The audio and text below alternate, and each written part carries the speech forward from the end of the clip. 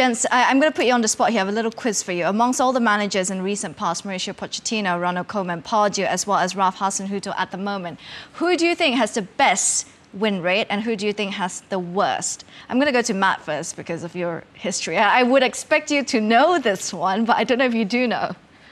I would expect that perhaps Ronald Koeman had the best and probably Ralph has the worst. Well, you got the Ralph one right. Do you want to have a go, Sander, on who might have had the best win rate? No, I think... Yeah, well, I would have taken Koeman as well, but it's maybe because I'm Dutch, he did well there, but...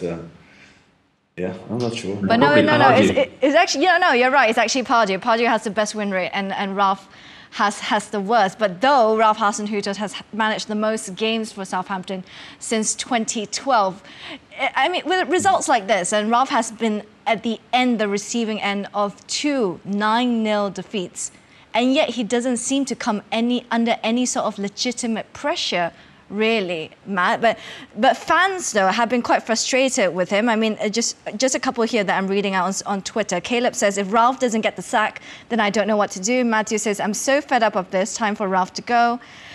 Lee says, we have made absolutely no progress under Ralph, and this just highlights it yet again. But yet, Ralph is always in the job, and almost there doesn't seem to be any real pressure, really, Matt. I think what the board have to also consider when they're talking about perhaps changing a manager is have they actually given the manager the kind of backing that he needs to be competitive in this division? And kind of when you look at the spend that we've had compared to a lot of other clubs in the Premier League, they haven't really given him a huge amount of financial backing. So it's been a tough job for him. And I think they take that into consideration. You also have to remember that after the first 9-0 against Leicester, just 12 months later, we were sat on top of the Premier League after 11 games of the following season. So, it's very difficult in football especially when you're at a club that doesn't have the financial clout of a lot of teams to put together a team that's going to be really consistent. And the last manager that really did that was probably Ronald Koeman, who did a fantastic job, but he had perhaps, I think maybe a little bit more leeway in the transfer market back then. And I think that's really the reason why Ralph hasn't come under severe pressure, certainly internally from the football club. But I'm sure after the 9-0 defeat at Manchester United, after the second one, there would have been some serious conversations that have gone on at board level. But they are a club that do try to stick with the manager if they feel like he's going down the right path. And we do play some good football at times.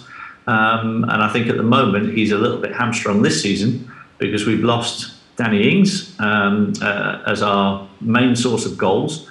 He was a huge player for us over the last couple of seasons. And we haven't been able to replace those goals. Adam Armstrong's come in, he's only got a couple. And it's really difficult to compete in the Premier League if you haven't got a striker that's getting way into double figures. It's really difficult to grind out results if your top scorer is going to be maybe on 7 or 8 goals a season. If you've got a squad like that, you're always going to be struggling. You're always going to be battling relegation. But you talk about investments. Ralph has said that in January they're not planning to get anybody in. He's got enough of the players that he has. There is no plans to dip into the market in January. But should they, though? As a football fan, you always want your football club to spend money. What you never really understand as a football fan is how much money is actually available. What do the club have? What are their restrictions? Not just from the amount of money that the owner is prepared to put in, but also the financial fair play and all that kind of stuff. So it's a pretty complicated thing to take in. And if the club come out and say they've got no plans to spend money, I kind of read that as a fan as actually the owner doesn't want to put any more money in, and we can't afford to buy anyone. Because let's be honest, where we're sat in the table at the moment with the problem scoring goals, if you had unlimited amount of money to spend, you would be going out in January and you would be trying to find a centre forward who can get you 15 or 20 goals a season without any shadow of a doubt. So that's the situation as it is. And, as fans, it can be frustrating, but I've obviously been associated with Southampton Football Club since 1985. I played in a lot of squads where we had some very good players, and we sold those players. You know, they wanted to go on to bigger clubs. They wanted to go on and do better things in their careers, and you can never blame the players for that. And I think as fans, sometimes you have to understand the limitations of your football club, the size of your football club, the budget of your football club, and also the fact that sometimes players might outgrow your football club. And that's a hard thing to admit. And it's taken a long time for me, being in football, to actually make sense of that situation. And sometimes you just want your players to perhaps show a little bit of loyalty and just give a bit more service to your football club at times. And kind of that was the kind of player I was, but I understand not everybody is the same. I mean, I get your point completely. I understand the idea of there are certain limitations to Southampton. We're not expecting them to win the Premier League or play in the Champions League, but under previous management, under Pochettino, under Koeman, under Klopp, they finished in top 10, in the top half of the table.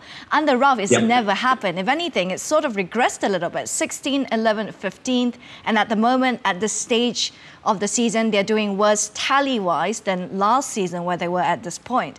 Progress is the word that I was looking at. Is there actually progress under Ralph Hasenhuttl? No, I mean, if you look at the strength of the squad, and you probably compare it to perhaps a year, 18 months ago, you'd probably say no, that the club haven't really progressed. But it's not always down to the manager. You know, as I mentioned, the finances. If Danny Ings wants to leave the football club and you get offered 25, 30 million pounds for him, and he's got a year left on his contract, and he's going to go for nothing if you don't sell him, then your hands are kind of tied a little bit. And unfortunately, that's the position that we were in. And you know, sadly, it's a fact of life that, you know, most football clubs are selling football clubs, and if a bigger club comes in and they offer you an amount of money that you feel it more than justifies selling that player, then that's what's going to happen in this day and age. Well, Southampton has always been known for churning out these young players. Do you think that sort of line, that belt, isn't producing as the way that they used to? No, that's a very good point. I think we did have a lot of very good years, a lot of very good young players that came through that made us a lot of money. We were also very lucky in the transfer market with players that we bought for, you know, around 6, 7, 8, 9, 10, 12 million pounds. A lot of them we then managed to sell on, like Sadio Mane, who I think was 30 odd million. You know, Virgil van Dijk, 75 million. I think we paid 12 for him. You know, Adam Lallana came through and went to Liverpool for a big old price. So they've done very well at doing that in the past, but you can't just keep churning over really, really good football players. You know, sometimes you're going to get it wrong in the transfer market, and sometimes the youth system isn't going to produce what it always has done. It's very difficult to keep going with the amount of top quality players that we bought through our academy. At some point, you're going to go through a bit of a lean spell, and we've done that. And that makes it very difficult for us to still compete in the Premier League. And it has been tough, and because we had those years where Ronald Koeman, where Pochettino, where Claude Puel all managed to get us into the top 10.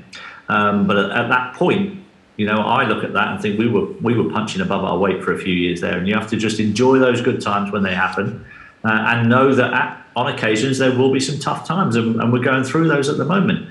Hopefully we can stay up and we can get a good team together. We can get a good manager who can get a team that can really bond, and we get a couple of players that come through the system again that can make a real difference in the first team. And that's all you can hope for as a football fan.